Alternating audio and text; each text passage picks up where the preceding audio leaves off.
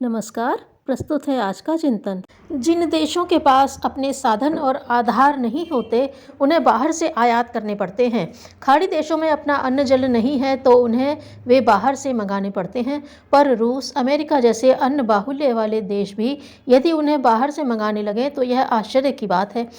शिक्षा के क्षेत्र में भारत की स्थिति ऐसी नहीं है कि उसको शताब्दी पुरानी मैकाले की बताई हुई लीक पर ही चलना पड़े एवं उसके अतिरिक्त और कोई मार्ग ही नहीं हो। इस क्षेत्र में भी हमारा कुछ अपना है और वह इतना कमज़ोर नहीं है कि प्राचीन काल की तरह जगत गुरु बनने की योग्यता न सही, कम से कम अपनी निज की सामयिक आवश्यकताएं तो पूरी कर सके। क्या पढ़ा जाए, कितना पढ़ा जाए, क्यों पढ़ा जाए, इस प्रश्न के साथ ही यह सवाल भी जुड़ता है कि कौन पढ़ाए और किस प्रकार पढ़ाए। इन प्रश्नों का सही उत्तर समय की मांग है।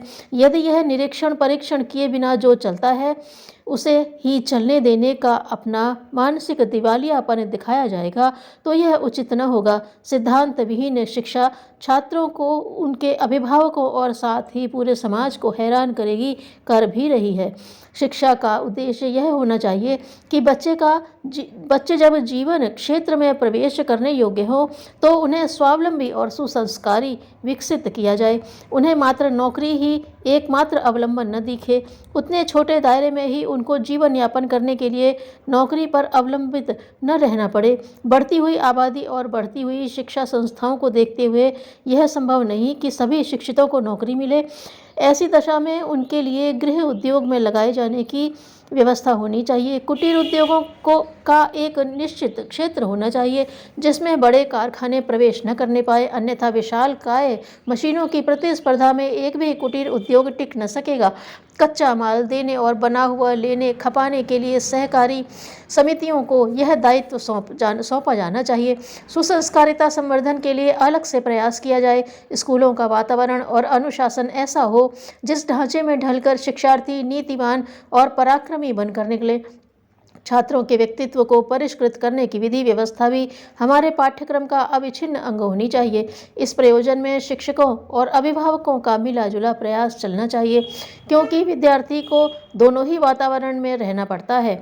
यह घर की पाठशाला में भी बहुत कुछ पढ़ता है। विशेषतया गुण, कर्म, स्वभाव का निर्माण तो प्रायः घरेलू क्षेत्र में ही होता है।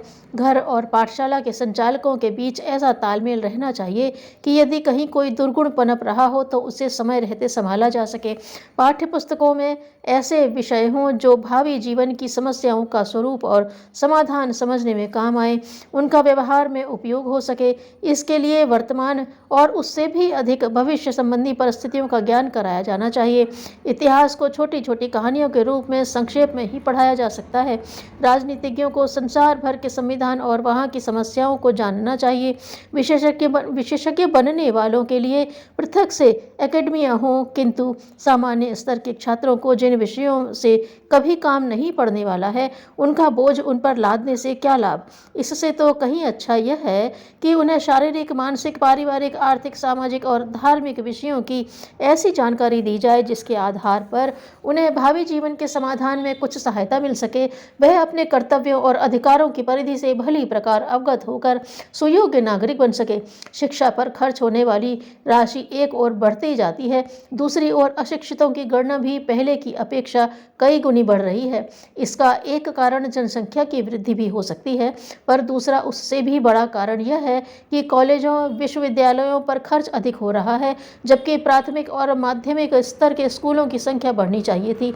स्नातक उतने ही बनाए जाएं जिनकी भविष्य में आवश्यकता पड़े, जो खप सके, जिन्हें बेरोजगारी का शिकार न बनना पड़े। इस थोड़े से परिवर्तन से शिक्षितों की बेकारी और उसके कारण उत्पन्न होने वाली विभीषिका से सहज ही निपटा जा सकता है। शिक्षकों के लिए इतना ही पर्याप्त न हो कि वे अच्छे नंबरों से उत्तीर्ण कराते रहें। उन्हें अधिक वेतन पाने, अधिक ट्यूशन बटोरने की ही फिक्र में ही न डूबे रहना चाहिए, वरन यह भी अनुभव करना चाहिए कि वे उस नई पीढ़ी के निर्माता हैं जिसे अगले दिनों देश की बागडोर संभालनी है। इसके लिए उन्हें पढ़ाने की कला में ही निष्णात नहीं होना चाहिए, वरन इस तथ्य पर भी ध्यान रखना चाहिए कि विद्यालय के वातावरण में उस सुसंस्कारिता का भरपूर समावेश हो जो कच्ची आयु के बालकों का स्वभाव एवं व्यक्तित्व उत्कृष्ट बनाने के लिए आवश्यक है। इसके लिए अभिभावकों और अध्यापकों का सहयोग एक दूसरे के प्रयासों में अधिक उत्कृष्टता लाने की भूमिका ठीक प्रकार निभा सकता है। स्कूलों में नैतिक शिक्षा के साथ साथ औद्योगिक शिक्षा की भी ऐसी व्यवस्था हो जिससे वह कमाई न सही घरेलू टूट फूट और शोभा सज्जा में योगदान दे सके, अपनी दिनचर्या को सुव्यवस्थित रख सके। बालकों को खेल कूद, शारीरिक और मानसिक विकास का भी अवसर मिलना चाहिए। संगीत, वक्तृत्व जैसे विषयों का पाठ्य विषयों में अनिवार्य सम्मिश्रण रहे। इतनी जानकारी वाले अध्यापकों की तैयारी नए सिरे से करनी होगी। अभी तो वे पुस्तकें पढ़ाने रटाने भर की ड्यूटी करते हैं, संबद्ध विषयों में उनकी सीधी जानकारी नहीं होती। इसकी समुचित उपलब्धि के लिए अध्यापकों की ट्रेनिंग काल बढ़ाया जाए और उन्हें तभी काम सौंपा जाए जब वे सर्वतोमुखी प्रतिभा संपन्न होकर छात्रों को परिष्कृत व्यक्तित्व प्रदान करने की योग्यता प्राप्त कर सके। शिक्षा को एक ढर्रे पर चलने वाली फैक्ट्री की तरह नहीं चलना चाहिए।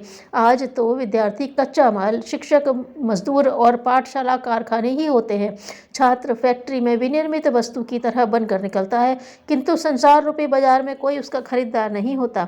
विदेशों में क्या होता है, इसके लिए आंखें बंद करके अंधानुकरण की आवश्यकता नहीं। उसके पीछे अपने देश की परिस्थिति और संस्कृति का भी समावेश होना चाहिए।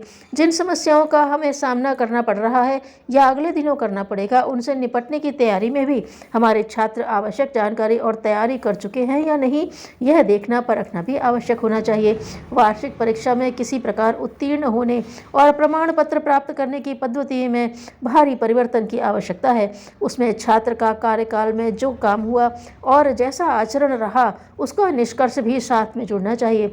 वार्षिक न होकर परीक्षाएं मासिक रूप से होती चले तो नकल करने कराने का जो अनाचार चल पड़ा है, उसकी गुंजाइश न रहेगी। इस प्रकार शिक्षण पद्धति में आमूल-चूल परिवर्तन करने की आवश्यकता है।